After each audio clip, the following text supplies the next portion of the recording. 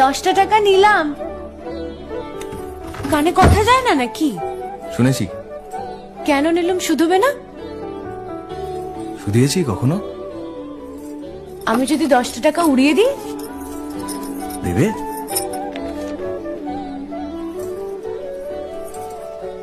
আমি তবে যাই। আমরা থিয়েটার দেখতে যাচ্ছি। তুমি কি শুনলে আমি কি বললাম?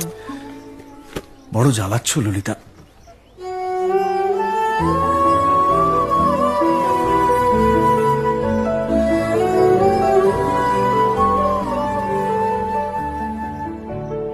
কি হয়েছে?